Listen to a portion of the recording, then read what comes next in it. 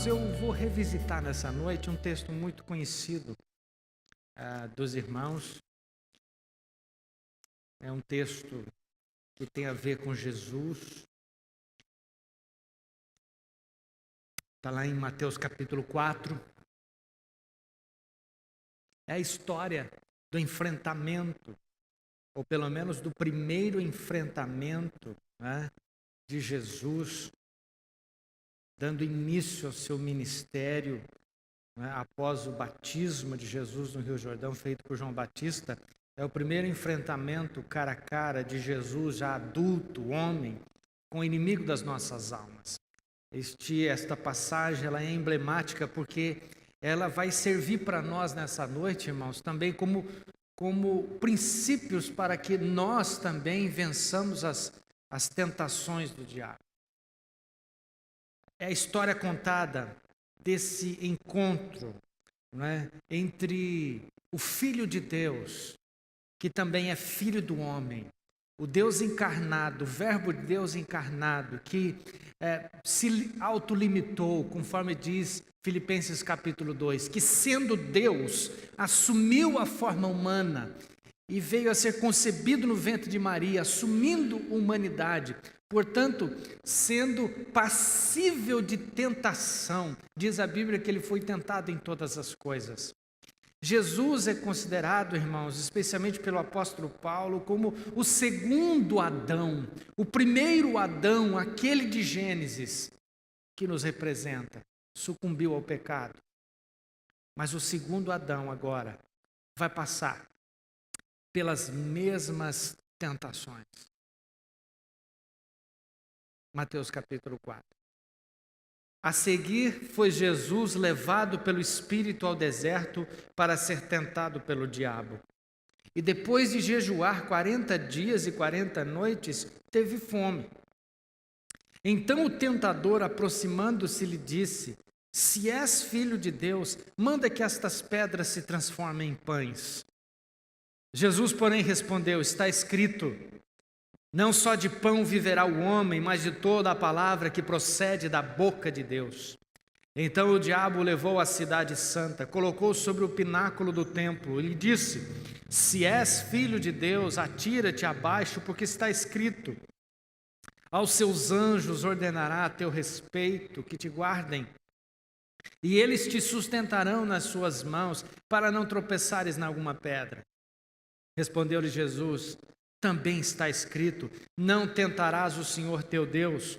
Levou ainda o diabo a um monte muito alto, mostrou-lhe todos os reinos do mundo e a glória deles, e lhe disse: tudo isso te darei se prostrado me adorares.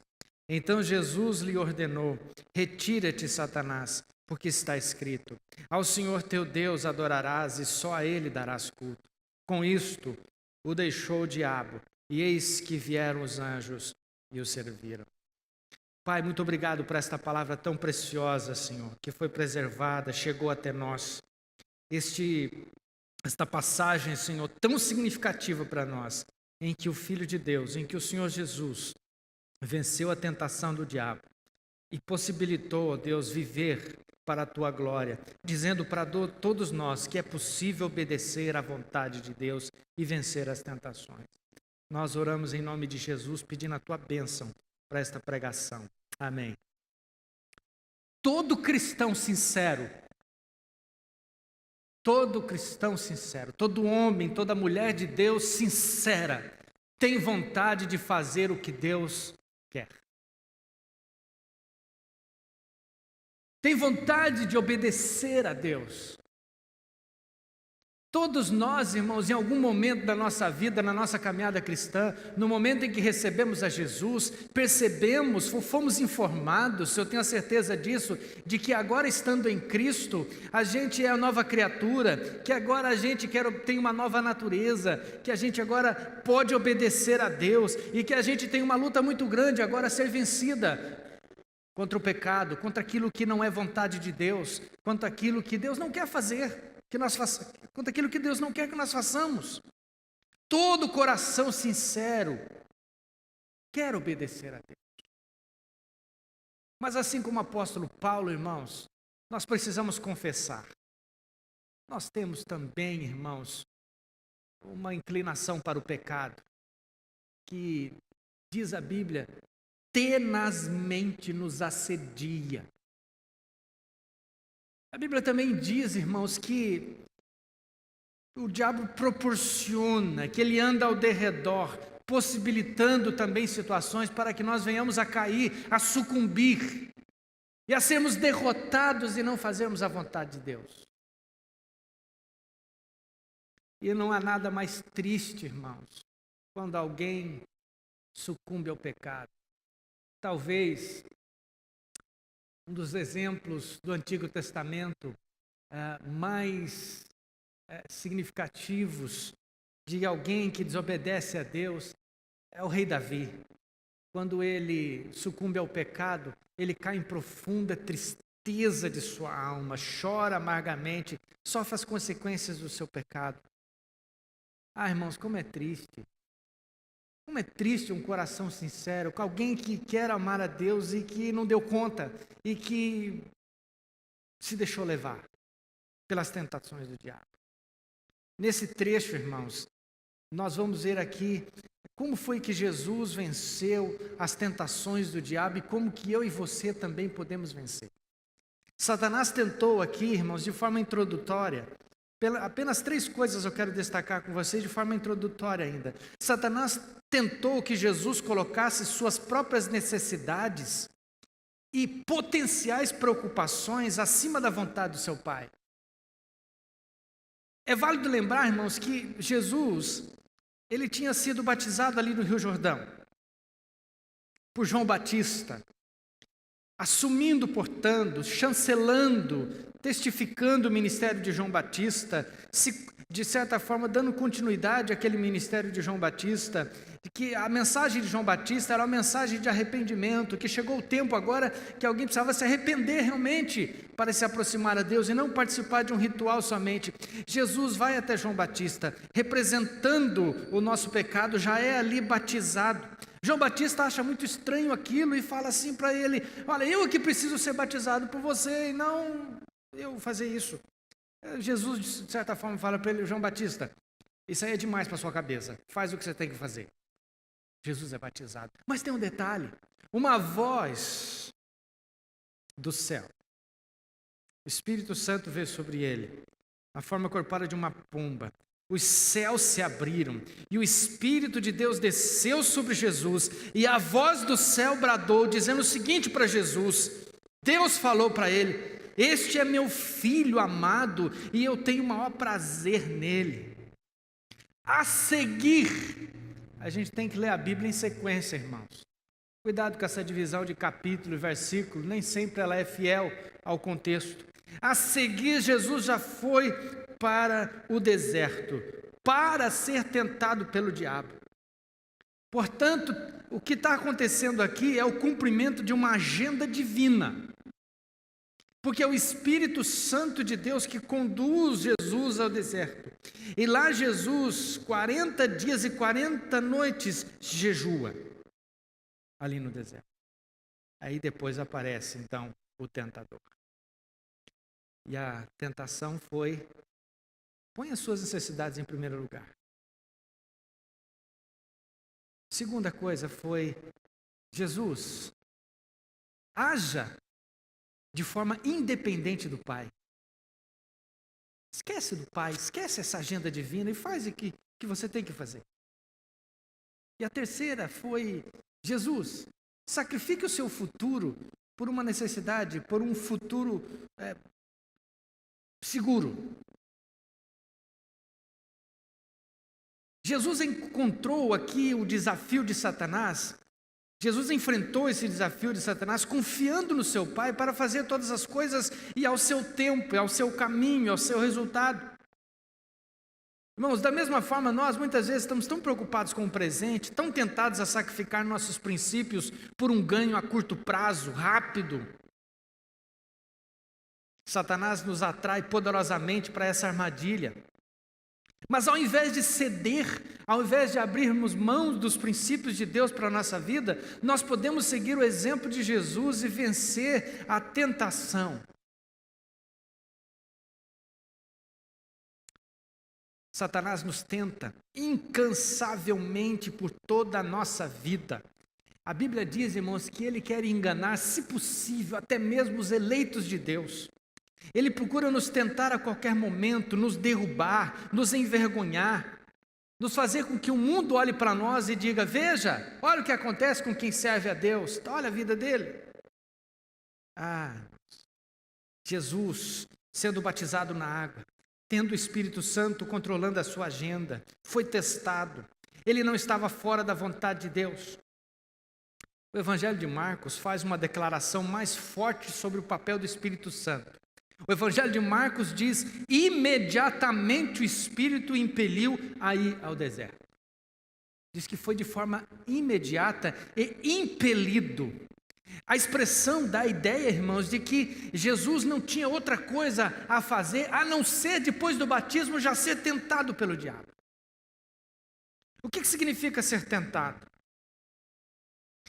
Significa, irmãos,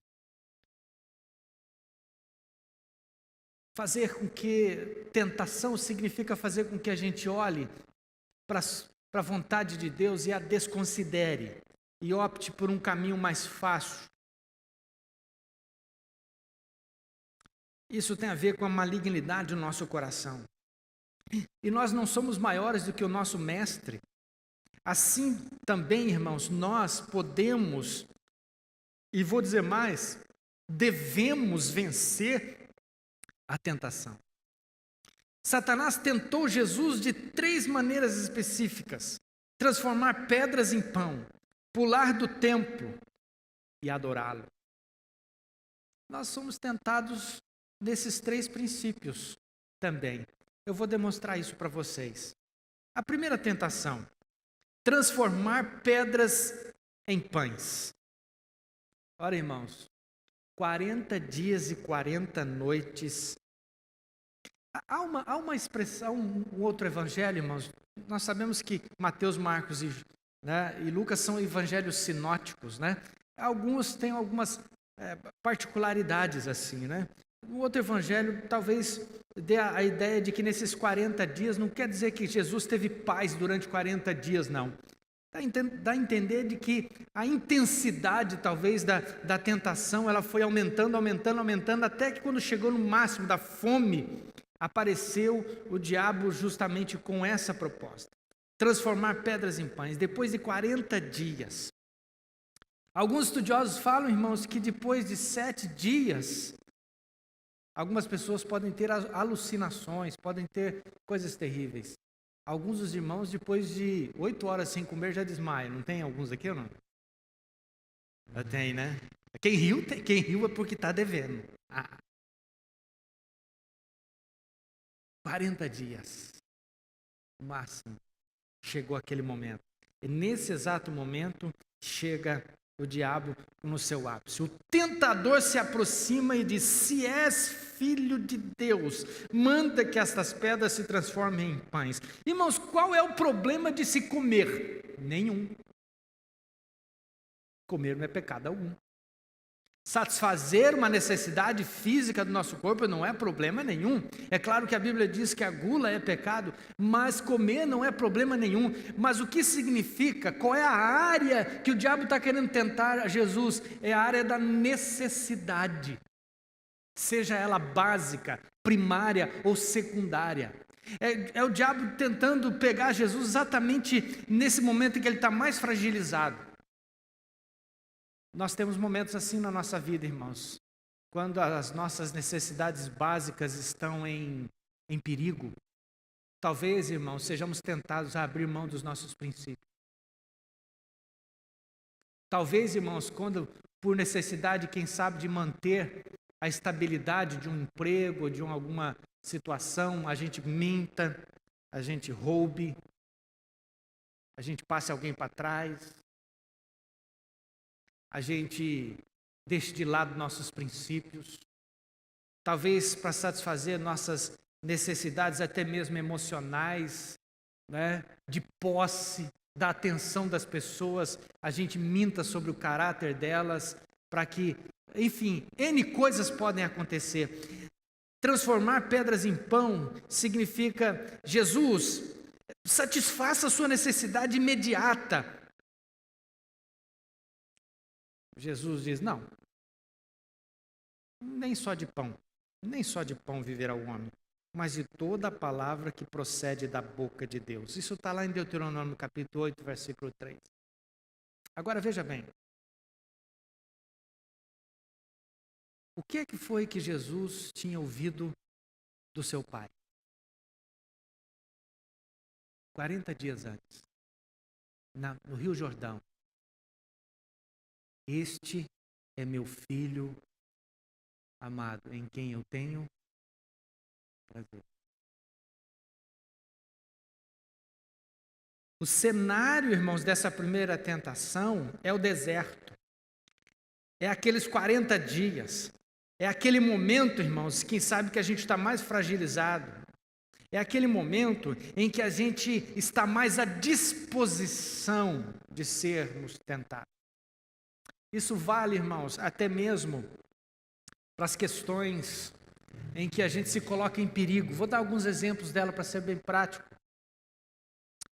A gente precisa cuidar muito do nosso casamento. Cultivar, investir, ter proximidade, intimidade, no sentido mais pleno e mais estricto da palavra. Porque se a gente não cuidar, irmãos, a gente vai ficando fragilizado e o tentador se aproxima. Esse é um princípio que a gente precisa entender. Às vezes a esposa não cuida dessa parte com relação ao marido, e o marido fica fragilizado. E às vezes o marido não cuida dessa parte com a esposa fica fragilizada. Foi assim, irmãos, que Jacó pegou seu irmão, como diz a expressão, no pulo. Veio seu irmão do campo, esbaforido, com a língua de fora, faminto. E o que o seu irmão fez? Me vende a sua primogenitura por um prato de lentilhas. E ele vendeu sua primogenitura, porque ele estava fragilizado, irmão. Porque ele estava num momento de fraqueza. Este é o cenário propício para que a tentação nos pegue, irmãos. Em outra circunstância não teria nenhum problema. Jesus é Deus, Ele é poderoso. Em outra circunstância Ele poderia dizer a um pedaço de pau. Jesus tinha poder sobre os elementos, vocês sabem disso. Ele multiplicou pães e peixes. Ele transformou água em vinho. A questão era a circunstância, porque se ele sucumbe a isto, exatamente nesse momento, ele estava dizendo: eu vou agora satisfazer minha necessidade a qualquer custo. A resposta foi muito clara: olha, diabo, eu sou filho de Deus. Deus é que fala: nem só de pão viverá o homem, mas o homem vai viver daquilo que procede da boca de Deus. Eu vou ler um texto de Deuteronômio, capítulo 2. Só ouça. Como que isso tem a ver com a nossa vida enquanto povo de Deus? Diz assim: e te lembrarás de todo o caminho pelo qual o Senhor teu Deus te tem guiado no deserto nesses 40 anos, para te humilhar, para testar, para saber o que estava no teu coração, se guardarias ou não os seus mandamentos.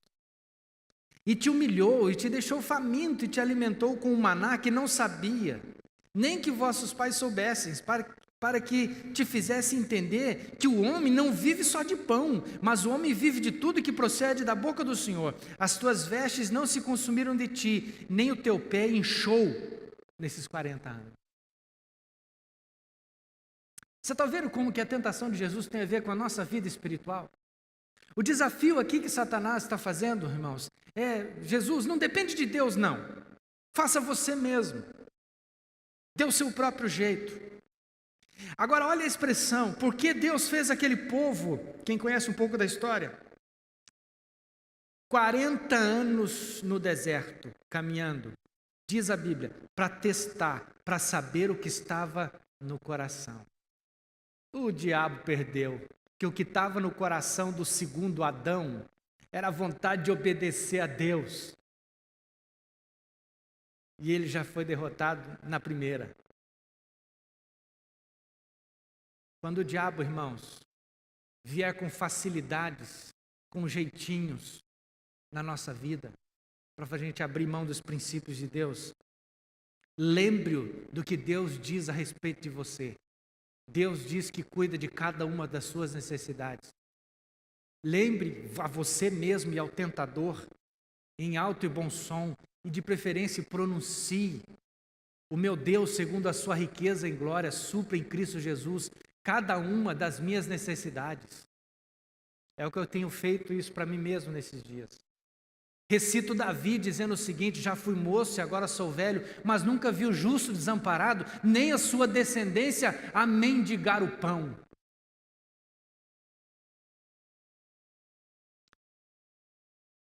A gente não precisa ignorar que a gente tem necessidades, mas a gente não precisa satisfazer nossas necessidades se jogando nos laços do inimigo. Mas vamos caminhar rapidamente. Segunda tentação. O diabo leva Jesus à cidade santa e o colocou sobre o pináculo do templo. Eu não quero aqui me deter em muitos detalhes, se foi uma situação, literalmente, corporeamente, ou se foi uma situação em que Jesus se viu no pináculo do templo.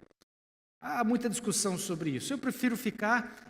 Jesus está aqui obedecendo uma agenda divina para derrotar o diabo, então não vejo nenhum problema em que ele tenha sido levado literalmente. Jesus está à disposição para ser tentado, porque ele quis, não porque o diabo tem poder sobre ele. Foi ao pináculo do templo, a esse lugar, e essa tentação veio rapidamente. Satanás levou Jesus a essa cidade santa, nesse lugar onde, numa certa altura, o diabo lhe propõe: se és filho de Deus, atira-te abaixo, porque está escrito: aos seus anjos ordenará a teu respeito para que te guardem.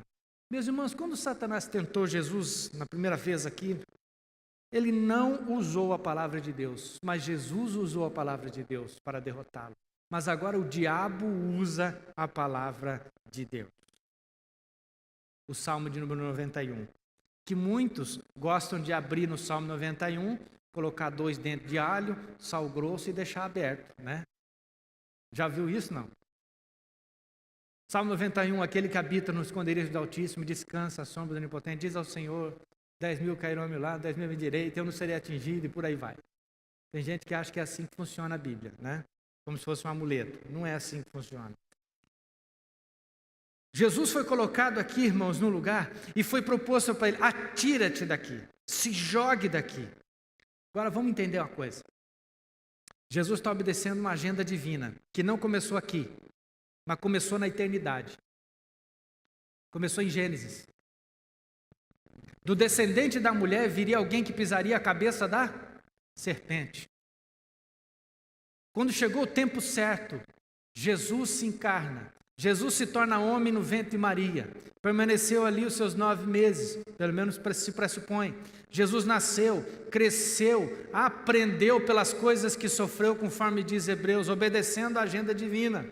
Jesus vai sendo ensinado nas Sagradas Escrituras. Quando Jesus chega aos 30 anos, ele inicia seu ministério público, sendo batizado por João Batista, depois sendo tentado pelo diabo, depois realizando o primeiro milagre em Caná da Galileia, e assim ele vai seguindo no seu ministério, irmãos. Agora, quando Jesus, quando precisava ir de da Galileia para Jerusalém, ele precisava caminhar. Não pegava nem carruagem, não tinha metrô. Não tinha ponto de ônibus. Por que ele fazia isso? Porque ele está, de certa forma, irmãos, preso à sua encarnação. Ele se tornou definitivamente um homem. Só existe um momento, irmãos, antes da ressurreição, que Jesus se mostra na sua glória. Foi no momento da transfiguração. Mas quando o diabo diz assim para Jesus: ó Jesus, se atira daqui, porque a Bíblia diz que se os anjos estão a teu serviço e eles vão te pegar, você não vai machucar os pés. Em outras palavras, o que o diabo está propondo: Jesus, deixa de ser este homem, deixa de ser encarnado,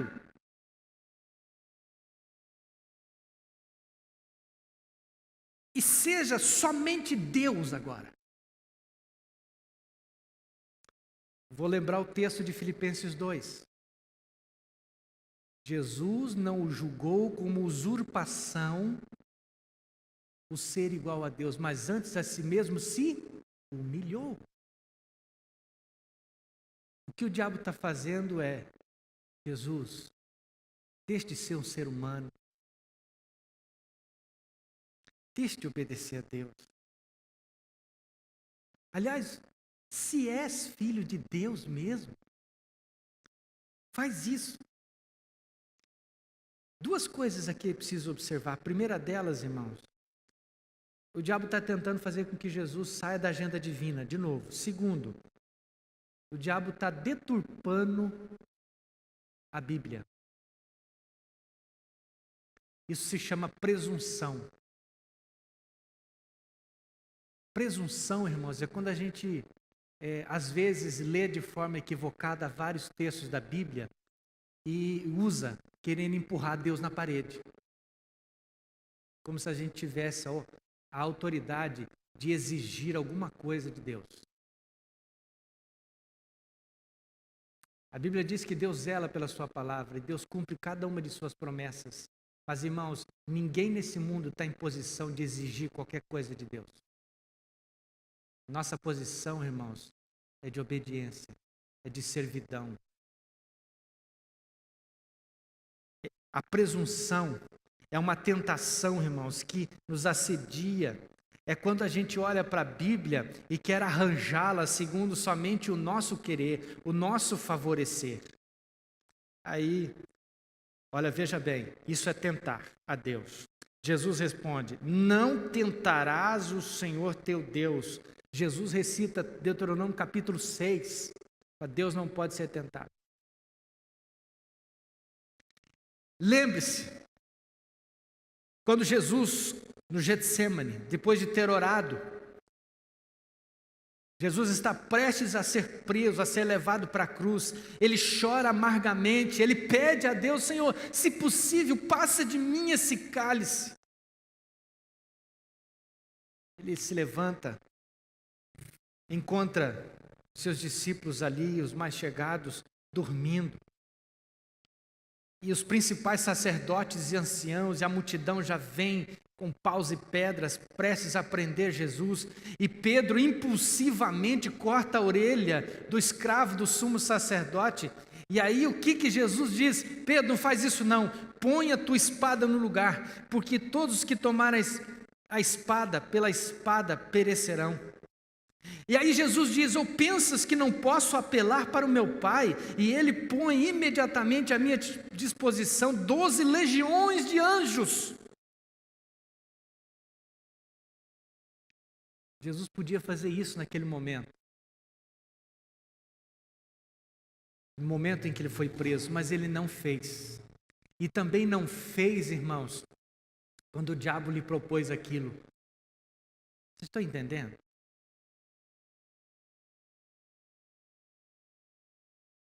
Mais uma vez a resposta vem pela Escritura. Não. Eu vou continuar na dependência de Deus. Vocês se lembram da passagem, os irmãos que gostam de ler o Antigo Testamento, lá em Êxodo capítulo 17. Em Massá, um lugar, o povo exigiu que Moisés lhe fornecesse água, em vez de confiar em Deus. Reclamaram, resmungaram. E apesar de suas queixas, irmãos, Deus, graciosamente, Deus graciosamente deu água para eles. Ordenou que Moisés golpeasse a rocha com vara e da rocha saiu água.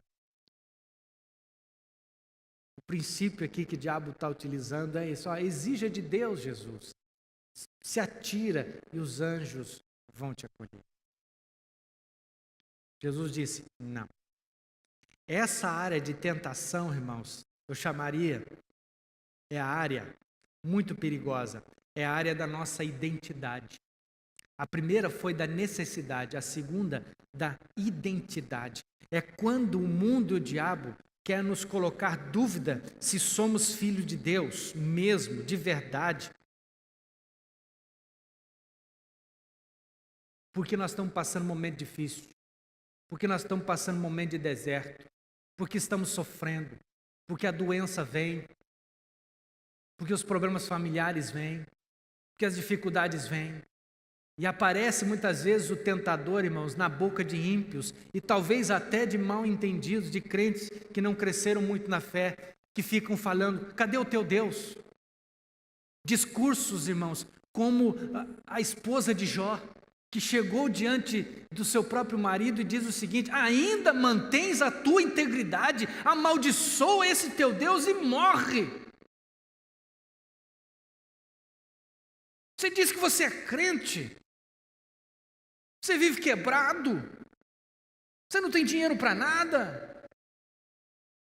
Olha como estão os ímpios por aí, olha como está o povo que não vai na igreja, olha como que vive as pessoas que não vê a hora de chegar sexta-feira, encher a cara e passa o final de semana fazendo o que bem entende de suas vidas, não põe o pé em nenhuma igreja, nunca lê a Bíblia, nunca ora, nunca dá nenhum dinheiro para a obra do Senhor. Eles vivem melhor do que você. Você não, você está indo na igreja, olha como é que está a sua vida.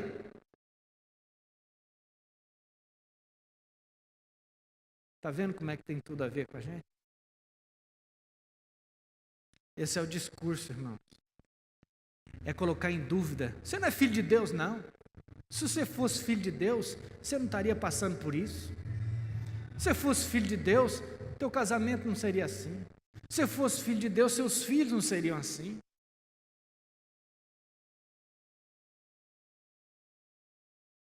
Logo no começo do meu ministério, uma pessoa visitou a igreja que eu era pastor e certamente nos anos 90, um pensamento no meio evangélico estava em muita efervescência, a teologia da prosperidade. E essa pessoa chegou para mim e naquela época, recém-formado do seminário, tinha receio de falar determinadas coisas, não tinha os argumentos muito bem formados, embora a gente tentasse. Ele disse assim, eu não vou em nenhuma igreja que se eu ver o carro do pastor e o carro do pastor for pior que o meu. Eu falei, eu nem carro tinha. Eu falei, pronto, esse não vem aqui nunca.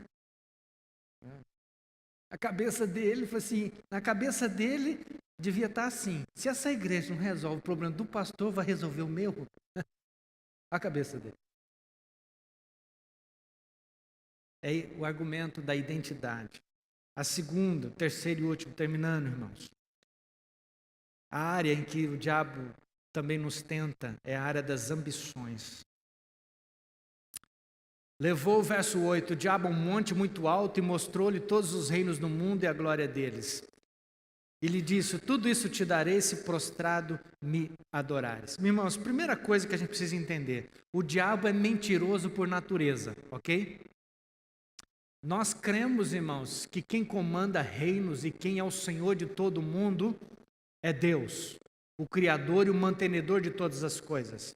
Mas nós também acreditamos, a mesma Bíblia também nos diz, que Deus permite que o diabo exerça domínio sobre determinadas áreas ou situações.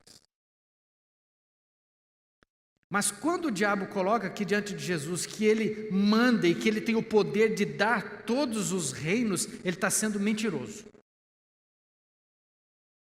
Mas ele tenta, ele não sabe exatamente o que está no coração de Jesus. Ele não conhece exatamente, irmãos, como que Jesus é realmente. Ele não tem essa intimidade com o Senhor.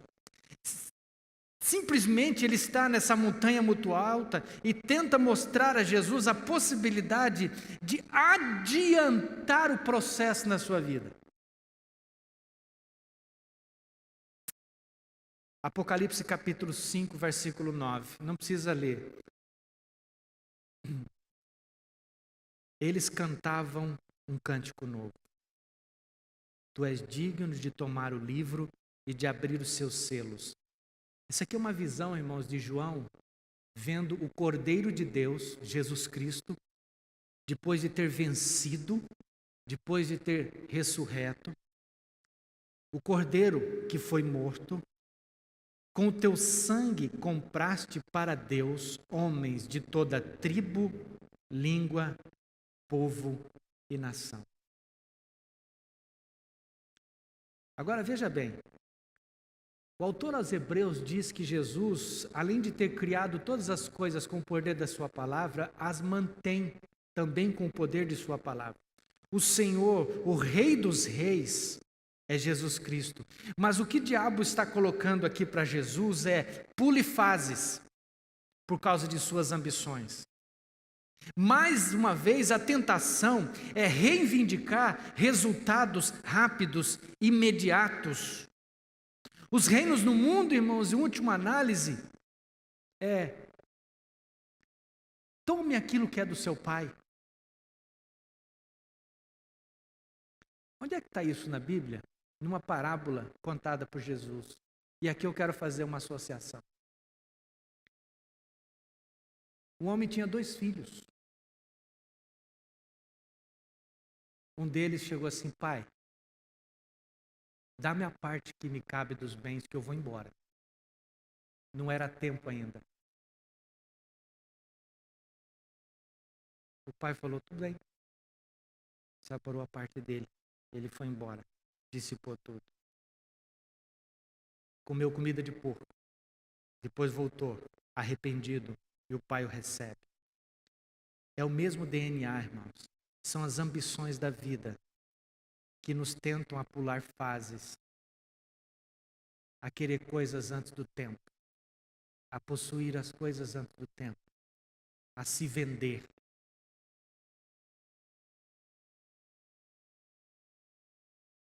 Nós vivemos num tempo, irmãos, em que tudo tem preço, ou pelo menos tudo as pessoas tentam colocar preço.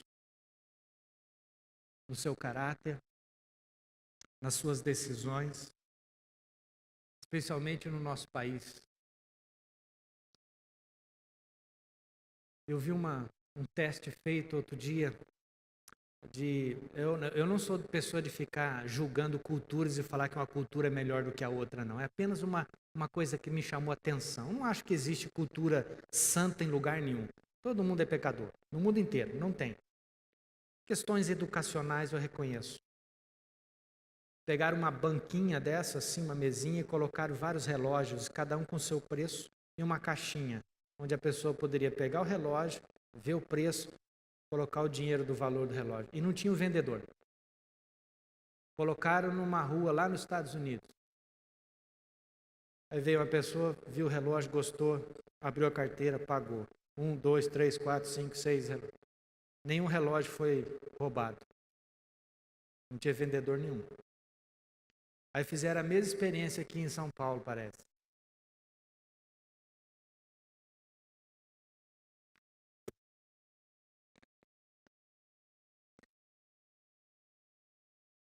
Levaram até a mesinha.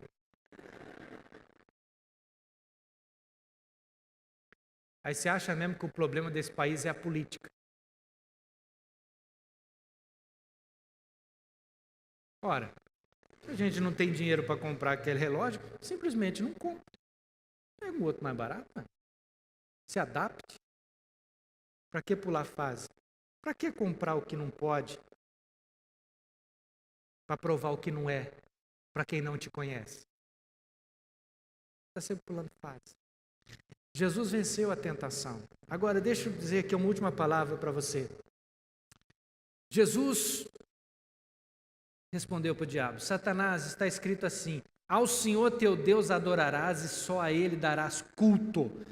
Por que Jesus termina, irmãos, com adoração e com culto? Com isso deixou o diabo, e eis que vieram anjos e o serviram. Essas duas palavras eu quero destacar para você: adoração e culto.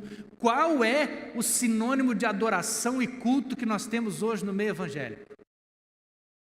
Reunião de gente cantando. É ou não é? No contexto dessa palavra, Jesus põe adoração e culto num contexto de obediência e de vencer a tentação. O adorador quer vencer as tentações, irmão. Prestar culto a Deus não é, embora faça parte, somente esse momento separado de 1 hora, 1 hora e meia, ou de 2 horas por semana, em que a gente se reúne enquanto comunidade para cantar nossa fé, para ler nossa Bíblia, para ouvir a pregação. Culto e adoração é obediência a Deus. É possível que alguém seja um adorador de Deus, fiel e sincero, sem frequentar um culto. Mas todo aquele que é fiel e sincero tem vontade de frequentar um culto. Vocês entenderam o que eu disse, né?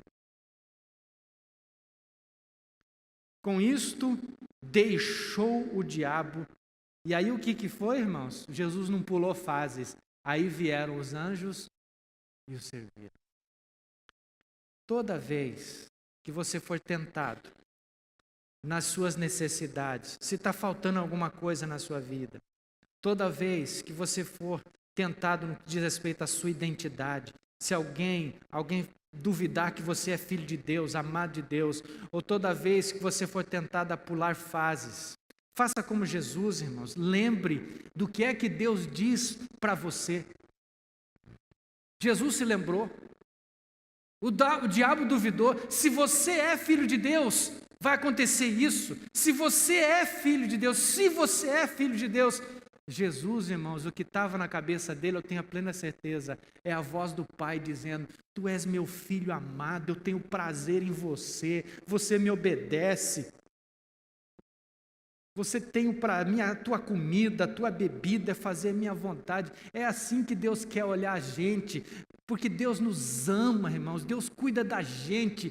Nenhum cabelo da nossa cabeça cai se não for da vontade dEle. Ele supre a nossa vida, Ele nos ama, Ele mandou o Seu Filho para morrer por nós. Então o mundo não pode dar para nós a identidade que a gente tem, o mundo não pode dar para nós nada, porque o diabo não tem nada para dar para ninguém. Quem tem alguma coisa para dar para nós é Deus, e é dEle que nós dependemos.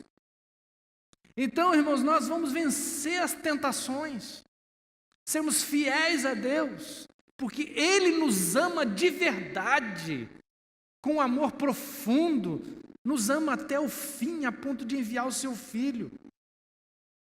E depois, irmãos, de nós passarmos por este mundo como vencedores de todas as tentações, seremos recolhidos por Ele e estaremos com Ele por toda a eternidade, desfrutando de Sua presença. Louvado seja Deus, nós podemos vencer as tentações. Vamos orar?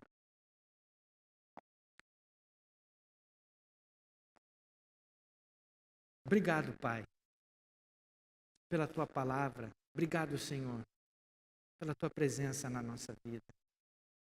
Senhor, quanto a gente precisa de Ti. Todos os dias, Senhor, este mundo nos oprime. Todos os dias. Eu creio piamente, Senhor, o Senhor conhece o coração de cada um que está aqui, e o meu também. Nós queremos, ó Pai, Te servir, mas reconhecemos diante do Senhor, Pai, que temos sucumbido a muitas tentações. Temos duvidado.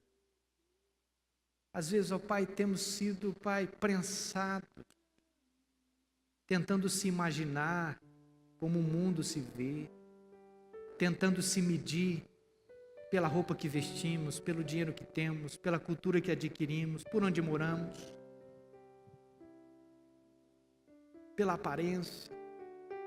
Às vezes, ó Pai, tentamos nos medir, não, ó Deus, pelo amor do Senhor derramado na cruz do Calvário. Às vezes, ó Deus, temos olhado os valores do mundo, ó Pai, com uma certa inveja. Temos, ó Pai, sofrido com a tentação de Asaf, vendo a prosperidade do ímpio, achando que ele não sofre a canseira dos mortais. Ó Deus, que a gente saia daqui nessa noite, Pai, crendo no amor do Senhor ainda mais, de que podemos vencer este mundo, que somos amados pelo Senhor, cuidados pelo Senhor, e que não vamos, ó Pai, ceder às tentações do diabo, e seremos encontrados fiéis até o fim. Fortalece-nos, Senhor, em nome de Jesus. Amém.